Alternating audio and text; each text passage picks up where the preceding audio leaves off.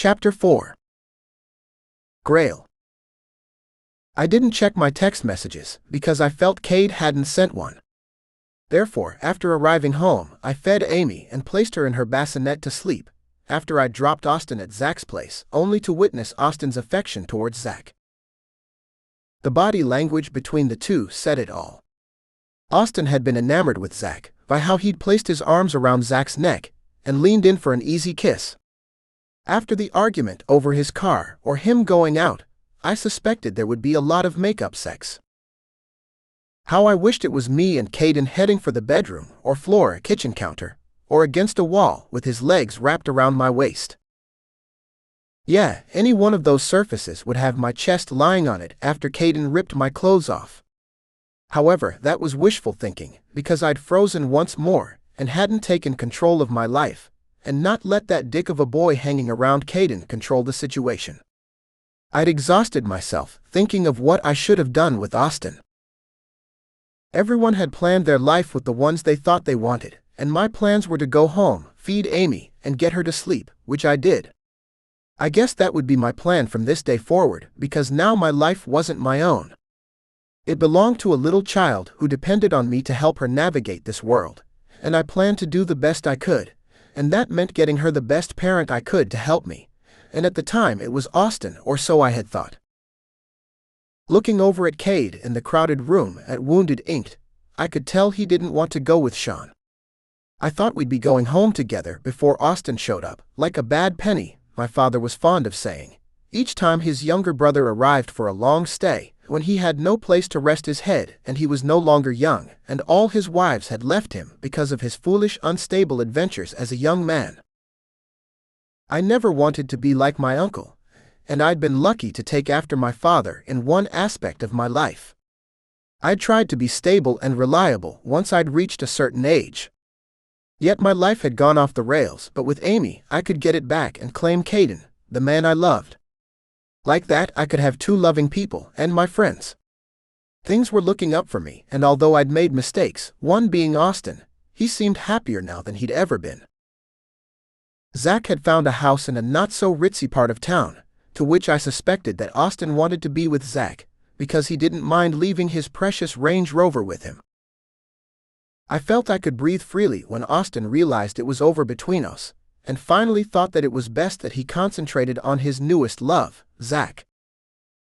At my age and experience, I should have known about Austin, but it appeared that there were lots I didn't know, like the bisexual thing, and it had been my bad fortune and good fortune to discover Austin's habits later. Because I hadn't had time to check my messages, I didn't see them until I was ready for bed. One stated that I had to be in New York by Monday, no later than noon, to finalize and sign with one lawyer to sell my apartment and clean up the divorce between me and Austin. I'd promised Austin a portion of the proceeds from the apartment, which he practically owed to me for Amy's care, if he'd agree to allow me to adopt Amy. Like that I was her lawful father. Now she had two dads. Me and one that couldn't make time for anything but a hard ass. I'd called Austin the same night I'd dropped him home, and explained that I had tickets for the early flight into LaGuardia, and to be ready when I picked him up. If it meant he'd get something out of it, he'd be ready on time. I could tell him that we were going in space, and he'd agree to that for a fee to purchase next year's designer suits. It didn't matter if he'd wear them or not, he wanted to own them. Like he wanted to own everything he coveted, a new car, a new wardrobe, or a new man or woman. When I parked, I didn't have to call him on my phone to let him know I was outside. He was standing on the porch of Zach's rundown house. Zach rushed outside and gave him a kiss and slapped him on his butt as he was leaving. I didn't know what that meant, but I couldn't help thinking that I'd never had that kind of relationship with Austin, even when our connection was new and the sex had been hot for a while. Now I was glad I didn't, because it would have hurt to know that I was losing him to a man like himself, selfish, egotistical, and easy.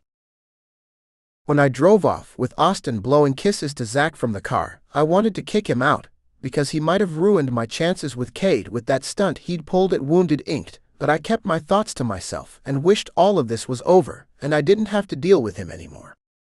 Sadly, it would be a lifetime of having him around me and Cade. There is no way in hell I'll allow a young man to take something from me, I thought driving along. Cade and I are meant to be together, and I'm not going to let him get away. Before I'd checked my texts and discovered that it was imperative that I show up in New York, I'd planned to see Cade this very morning. My strategy was to go to coffee, tea, and beg him to forgive me, and for us to try again. I guessed if we were both able to keep working at this relationship, then maybe it would stick, and we could work from there. I need to stop off for 10 minutes. If I'm not back, take the car and park it at the airport, and I'll catch a later flight. If I'm not at the attorney's office on time, stall if you have to. Lie and say I got delayed in traffic. You know what to do, you do that so well. Lie, of course, I said to Austin. He growled at me and mumbled something. What do you want me to do if you don't make the flight? I'll be there. Just come up with something, and if I'm not there today, I'll be there Monday. Wait for me at the hotel in New York, so we can finalize the sale of the apartment, and I can pay you off, and you can get the fuck out of my life and live happily ever after with Zach. Austin raised an eyebrow. He wasn't used to me cursing at him or to him. He turned to me with a nasty smirk and his lips quirked up to the right side. But I'll always be there because of little Amy. Zach said. There was no way I wanted Zach to say anything that had to do with my daughter. Don't remind me of my bad judgment. Not Amy, but you, of course, and who you chose to sleep with. I glared at him. Can you do that without asking more questions and taking up more time? I'd like to catch the flight, but I have something to do first, and I don't have time to listen to what that man had to say about a child that doesn't concern him. You'd better be married to him if you expect to get Amy for the summer, and I'd suggest you move him to a better part of town.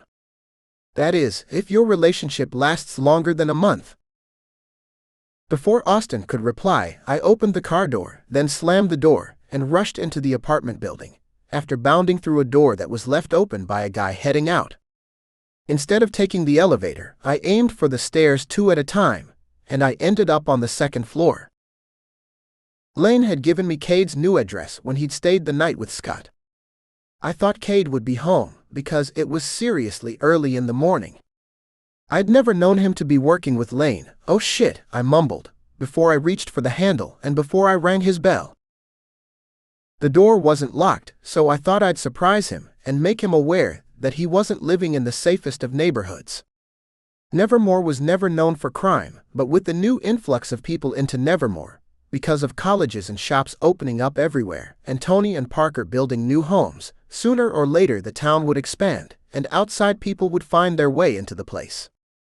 Everyone knew each other, but that was quickly disappearing with my father and mother's generation. I knocked softly on the door before I entered. Cade. Are you awake? I have something to tell you. I shook his shoulder and he emerged from under a sheet. I'm sorry for, where's Cade? I shook my head and my mouth opened in surprise. A naked guy they first recognized as the one person I never wanted to see, in Caden's apartment. He's gone to work. How did you get in? Sean asked, wiping sleep from his eyes, dragging his palm over his mouth, raking his fingers through his hair, and then blowing into his hand, checking his breath. When I'd composed myself after the disappointment and shock of seeing Sean, I answered. After careful thought, I shouldn't have said anything to him. I should have turned and left, but I did not. The door was open. I glanced around the room as Sean's eyes followed me when I turned to see his clothes lying everywhere, an empty bottle of Russian vodka lying on top of his jeans. That vodka had been strong. I'd tried some in my 20s while in college, and it was the turning point in me not drinking as much anymore, and cleaning myself out after I found myself sandwiched between 2 strange men. After standing and looking at the rumpled bed and forgetting that I had someplace to be, I heard Sean's voice. As you can see, we had a hell of a night. He turned to face me and palmed his long slender cock, letting me know what I'd suspected. He was fucking Caden. Do you want me to tell Cade something when he gets home? "Nice suit and tie," he said with a chuckle. And then for the kicker, he said, "You old dudes really know how to put yourself together. My father has a tie like that. Is it a clip-on, or do you tie it yourself?" First of all, he had pissed me off, which I rarely allowed anyone below the age of 20 to do. And second of all, I wanted to kick his ass out of Caden's apartment, but I kept my cool. I wasn't proud of not doing it, or thinking about doing just that, because he was in serious need of a life lesson.